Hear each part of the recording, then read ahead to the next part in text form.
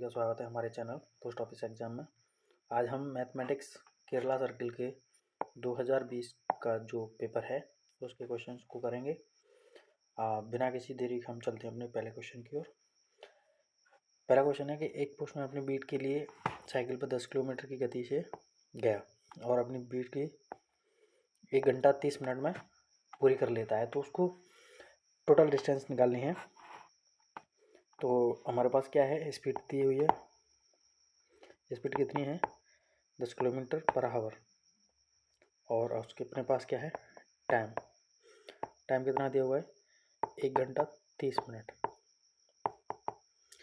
यानी कि हमें निकालना है डिस्टेंस। तो डिस्टेंस बराबर फॉर्मूला क्या होता है, डिस्टेंस बराबर होता है अपने पास स्पीड इंटू टाइम। स्पीड है अपने पास कितनी है, 10 किलोमीटर, और जो टाइम है अपने पास कितना है, 1 घंटा 30 मिनट।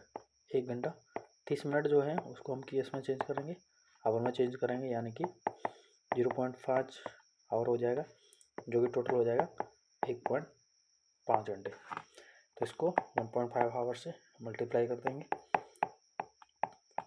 हमारे पास डिस्टेंस आ जाएगी 15 किलोमीटर, जो कि सिंपल सा आंसर है। नेक्स्ट क्वेश्चन की ओर चलते हैं। 20 किलोमीटर की दूरी कवर करने में एक मेल वैन को कितने मिनट लगेंगे, या तो 50 किलोमीटर की डिस्टेंस है अपने पास।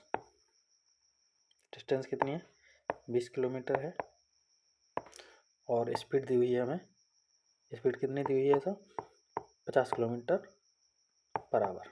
हमें निकालना क्या है, इसको टाइम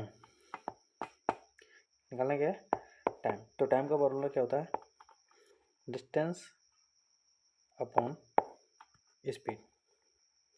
हमारे पास डिस्टेंस है 20 किलोमीटर और जो स्पीड है वो है 50 किलोमीटर पर आवर, यानी कि ये आ जाएगा हमारे पास 20/50 आवर।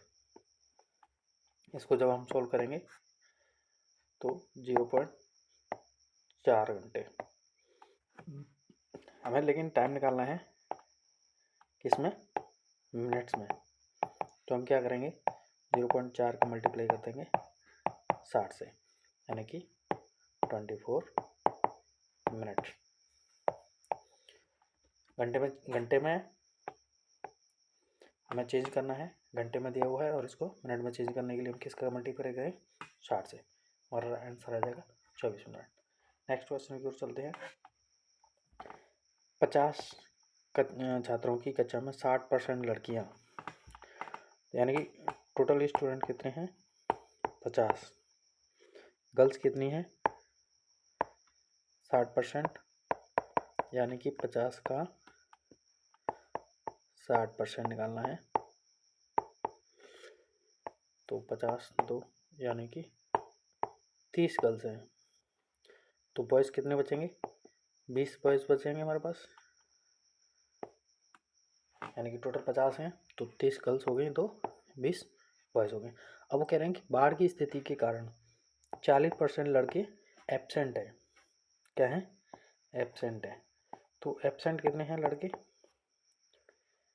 40%। आए टोटल थे 20, तो 20 का 40% निकालना है। तो 20 का 40% कितना आएगा हमारे पास, 5, यानी कि 8 लड़के एब्सेंट हैं। इसी तरह गर्ल्स भी एब्सेंट हैं। कितनी गर्ल्स एब्सेंट हैं, 20%। 20% कितने का, 30 का 20%, यानी कि 20/100,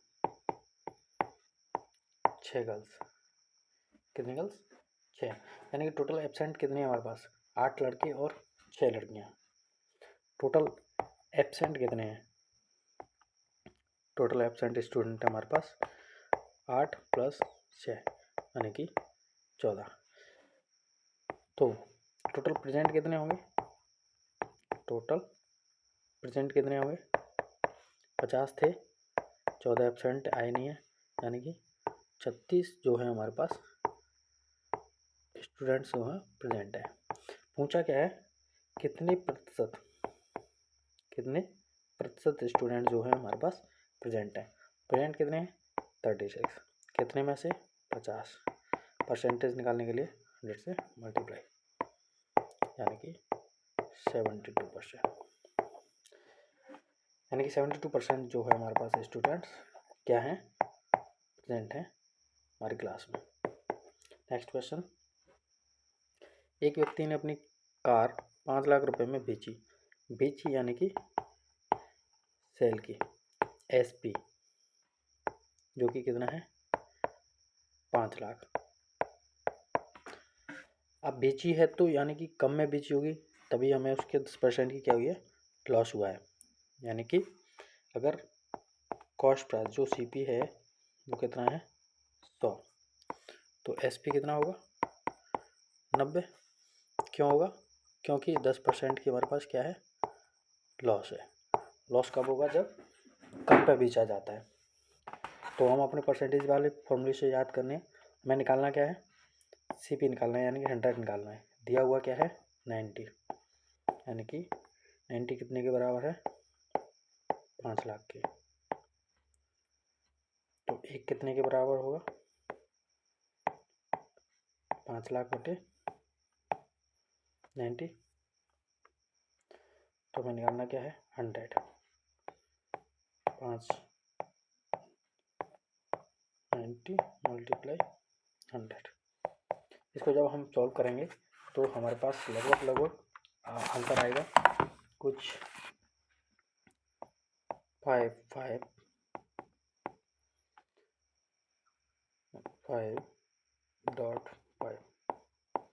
ये रिपीट होता रहेगा, यानी कि लगभग हम इसको बोल सकते हैं 556, ये हमारा आंसर है।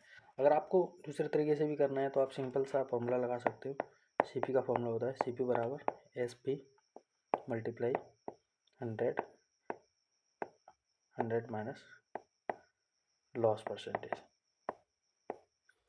इसको लगा कर भी आप इसको क्या कर सकते हो, सॉल्व कर सकते हो। ये वाला फॉर्मूला आप डायरेक्टली लगा सकते हो, तो भी हमारा आंसर आ जाएगा। लेकिन बेसिक अपने पास यही है जो कि हमें आना चाहिए। नेक्स्ट क्वेश्चन की ओर चलते हैं। श्री शेखर जो एक एसपीएम है 1680 पीएसवी खातों का बस दिया गया। आपको भी टारगेट्स मिलते होंगे एसओ में, यानी कि उनके पास टारगेट है 1680 अकाउंट्स का, ये खोलने हैं। किसके हैं, पीओएस में, post office saving bank account. उन्होंने 10% खोल दिए, यानी कि जो टारगेट है वो कितना परसेंट अचीव हो गया है 10%, यानी कि 1680 का 10% ये खुल गया है, यानी कि 168 अकाउंट खुल चुके हैं। अब पूछा क्या है, 100% लक्ष्य प्राप्त करने के लिए कितने और खाते चाहिए, कितने बाकी हैं, 1680 तो खोल चुके हैं। रिमेनिंग टारगेट क्या करना है, रिमेनिंग अकाउंट्स कितने होने चाहिए, 1680 माइनस इतने खुल चुके हैं 168 हमारे पास खुल चुके हैं। तो हमें कितने हो गए, ये बचेगा लगभग हमारे पास 1512। इतने अकाउंट्स अभी हमें खोलने हैं, किसको, एसपीएम सर को, जिससे कि उनका टारगेट कितना हो जाएगा, पूरा कंप्लीट हो जाएगा। नेक्स्ट क्वेश्चन की ओर चलते हैं। एक डाकघर में लगातार 3 महीने के लिए डाक टिकटों की बिक्री होती है, यानी कि 3 महीनों की बिक्री दी हुई है 6400, 7200 और 6000। तो टोटल बिक्री होती है, टोटल सेल 3 महीनों में कितनी है, 6400, 7200 प्लस 5600। इन तीनों को जब हम जोड़ते हैं तो ये आएगा हमारे पास 19200। इतनी टिकट्स की हमारे पास क्या हो चुकी है, बिक्री हो चुकी है। वो बोल रहा है कि 4th महीने में पिछले 3 महीनों की औसत बिक्री में 15% की क्या होती है, इंक्रीमेंट होती है।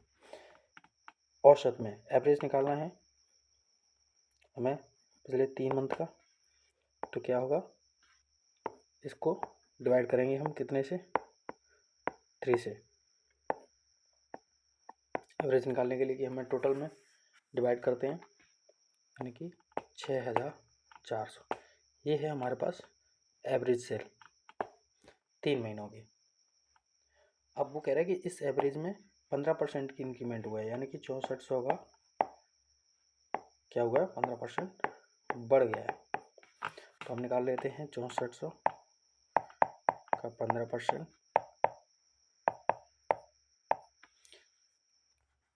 कितना आएगा ये, 960। यानी कि जो बिक्री है वो 15% बढ़ गई, यानी कि 960 जो बढ़ गई हमारी टिकटों की बिक्री। तो जो अगले महीने यानी कि फोर्थ मंथ में जो सेल होगा वो कितना होगा, 960 प्लस कितना था, 6400 का एवरेज था, यानी कि 7360 नेक्स्ट मंथ की सेलिंग होगी। ये हमारे पास आंसर है, क्योंकि चौथे महीने का बता रहा है कि वो 15% का इंक्रीमेंट हुआ किसके कंपेरिजन में, थर्ड मंथ के कंपेरिजन में। ये तीसरा महीना है। नेक्स्ट क्वेश्चन की ओर चलते हैं। एक फर्म ए की वार्षिक राजस्व 6000 करोड़ रुपए है, बी की वार्षिक राजस्व 4000 करोड़ है, दोनों उपक्रमों को 25% लाभ दर्ज किया। तो जो ए फर्म है उसका प्रॉफिट कितना है, 25%, यानी कि 6000 का 25%, ये आएगा आपका 1500 करोड़। इसी तरह बी फर्म का भी है, ये उसका राजस्व टोटल वो कितना था, राजस्व 4000 में कितना आया है, 25%, 4 यानी कि 1000 करोड़। तो टोटल प्रॉफिट कितना होगा, टोटल प्रॉफिट ही तो निकालना है, यानी कि 1500 प्लस 1000, ये आ गया हमारा 2500 करोड़। यही तो निकालना था, लेकिन हम इसको दूसरे तरीके से भी कर सकते हैं। दोनों कंपनियों का जो टोटल मार्जिन था, टोटल कैपेक्स था, पहली कंपनी का कितना था 6000 और दूसरी कंपनी का था 4000 करोड़, यानी कि ये कितना है 10,000 करोड़। तो जो प्रॉफिट हुआ है वो इसी पे तो हुआ है, कितना हुआ है दोनों का 25%, तो प्रॉफिट वो आएगा, वो कितना आएगा 10,000 का 25%, डायरेक्ट निकालोगे तो वो भी सेम ही आएगा 2500 करोड़। किसी भी तरीके से करो। ये नेक्स्ट क्वेश्चन की ओर चलते हैं। 50,000 रुपये की राशि 4 वर्षों के अंत में 75,000 रुपये हो जाती है, यानी कि इसमें कुछ इंटरेस्ट जुड़ा होगा। तो जो हमारी इंटरेस्ट है वो क्या होगा कि जो अमाउंट होगा उसमें से हम किसको घटाएंगे, प्रिंसिपल को। अमाउंट कितना हुआ है 75,000, प्रिंसिपल अमाउंट कितना था 50,000, तो 25,000 हमारे पास क्या आ गया, इंटरेस्ट। अब हमें क्या निकालना है, रेट ऑफ इंटरेस्ट निकालना है, यानी कि जो रेट है वो निकालना है। तो एसआई का फॉर्मूला क्या होता है, PRT बटे 100। तो इंटरेस्ट है हमारे पास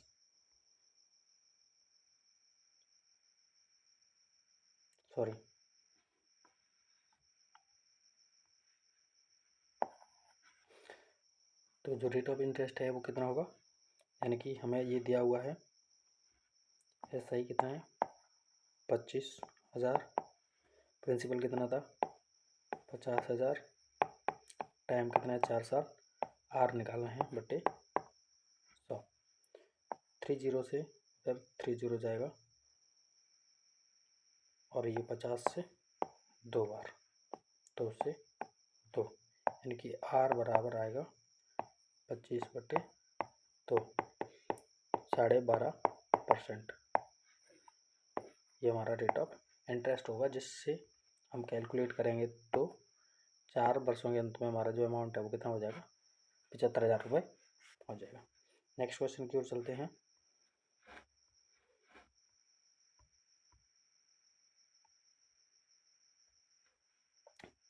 एक व्यक्ति एक सप्ताह में 800 रुपये कमाता है, यानी कि एक सप्ताह यानी कि 7 दिन में, 7 दिन में कितने रुपये का कमाता है, 800 रुपये।